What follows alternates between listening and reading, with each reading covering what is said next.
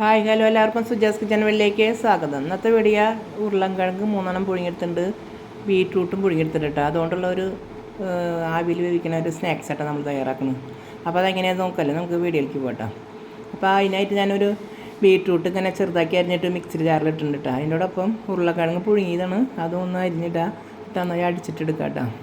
അപ്പോൾ 3 ഉരുളൻകിഴങ്ങ് എടുത്തിട്ടുണ്ട്, ഒരു ബീറ്റ്റൂട്ടും. അപ്പോൾ എല്ലാം കൂടിയിട്ട് നന്നായി ഒന്ന് മിക്സ് ആക്കിയിട്ട് മിക്സി ജാറിലിട്ട് അടിച്ചിട്ട് വരാം.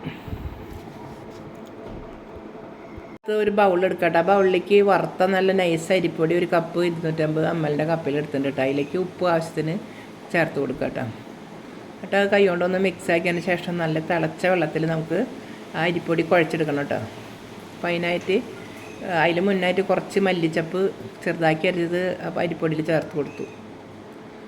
എന്നിട്ടൊന്ന് മിക്സ് ആക്കിയതിന് ശേഷം അതിൽ നല്ല ചൂടുള്ള വെള്ളം ഒഴിച്ചിട്ട് കുഴയ്ക്കണം കേട്ടോ. അപ്പോൾ നമുക്ക് ചൂടുള്ളതായ കാരണം കൈ കൊണ്ടല്ല, കയ്യിൽ ഒരു ചട്ടക എടുത്തിട്ട് നമുക്ക് പതുക്കെ ഇളക്കി കൊടുക്കാം കേട്ടോ. ചൂടുവെള്ളം ഒഴിക്കുമ്പോൾ എല്ലാം മിക്സാക്കി ഇളക്കി എടുക്കുക. അപ്പോൾ എല്ലാം അവിടെയും നനയാത്ത പൊടിയും എല്ലാം കൂടിയിട്ട് നന്നായി മിക്സാക്കി എടുത്ത് കുഴയ്ക്കണം കേട്ടോ. അപ്പോൾ ഒരുവിധം നനവായിട്ടുണ്ട്.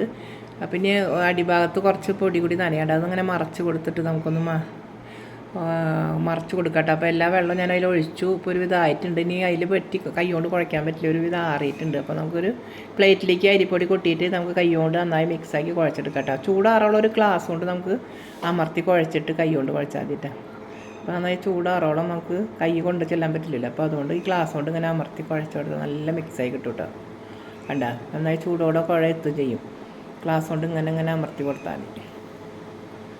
അപ്പോൾ ഇത് അത് ഗ്ലാസ് കൊണ്ടാക്കി ചൂടാറിപ്പോൾ ഞാൻ കൈ കൊണ്ട് കുഴച്ച് റെഡിയാക്കി ഒരു ഉണ്ടാക്കിയിട്ടുണ്ട്. അത് എന്നിട്ടൊരു ബൗളിലിട്ടിട്ട് കുറച്ച് നേരം റെസ്റ്റ് ചെയ്യാൻ വെക്കട്ടെ. അപ്പോഴേക്കും നമ്മൾ ബീറ്റ്റൂട്ടും ഉരുളൻകിഴങ്ങൊക്കെ അരച്ച് കൊണ്ടുവന്നിട്ട് അതിലേക്ക് മുളക് ഒരു ടീസ്പൂണോളം ഇട്ടു, ആവശ്യത്തിന് മഞ്ഞൾപ്പൊടി ഇട്ടു, കറി മസാലപ്പൊടി ചേർക്കാനും, അപ്പോൾ ഒരു ഉപ്പ് പാകത്തിന് ചേർത്തു, കറി മസാലപ്പൊടിയും ചേർത്ത് വിട്ടു. ഇനി എല്ലാം കൂടി മിക്സാക്കിയിട്ട് കൈ കൊണ്ട് മിക്സാക്കി ഇളക്കുക. കുറച്ച് മല്ലിച്ചപ്പ് ചേർത്തു. നന്നായി കൈ കൊണ്ട് എല്ലാ ഭാഗത്തേക്കും ഒരുപോലെ മിക്സാക്കട്ടെ. കൈ കൊണ്ട് മിക്സായതിന് ശേഷം നമുക്ക് അത് ഉരുട്ടിയിട്ട് ഓരോ ഉരുളകൾ ആക്കിയിട്ടൊന്ന് ഏത് ഷേപ്പിലാണ് വേണമെങ്കിൽ നമുക്ക് എടുക്കാം കേട്ടോ. ഉരുള രൂപത്തിൽ എടുക്കണമെങ്കിൽ എടുക്കാം, അല്ലെങ്കിൽ സ്ക്വയറിൻ്റെ രൂപത്തിൽ വേണമെങ്കിൽ എടുക്കാം, ഏത് രൂപത്തിൽ വേണമെങ്കിലും നമുക്ക് ആക്കാം. അപ്പോൾ ഞാനിപ്പോൾ ഉരുളുരുട്ടി വെക്കിയിട്ടുണ്ട്.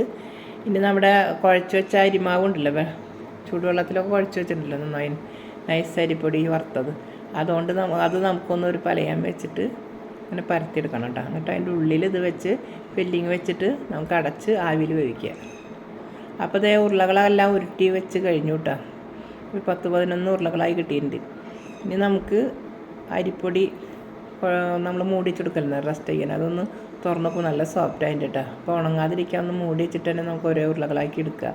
ഉരുളകളെടുത്തിട്ട് പലയാൻ വെച്ചിട്ട് നമുക്കൊന്ന് പതുക്കെ പരത്തി എടുക്കുക കേട്ടോ. നല്ല ഷേപ്പിൽ പരത്തിയെടുക്കുക ആദ്യം തന്നെ. നല്ല കുഴയുള്ള കാരണം പൊട്ടാതെ പരത്താൻ പറ്റുന്നുണ്ട് കേട്ടോ. അപ്പം നല്ല മാതിരി കുഴ ശരിയായിട്ടുള്ള കാരണം കണ്ട പൊട്ടാതെ പരത്താൻ പറ്റുന്നുണ്ട് കേട്ടോ. അപ്പോൾ എണ്ണ ഒന്നും അടിയിൽ പരത്താതെയും പൊടി ഇടാതെയൊക്കെയാണ് നമ്മൾ പരത്തിയെടുക്കണം കേട്ടോ.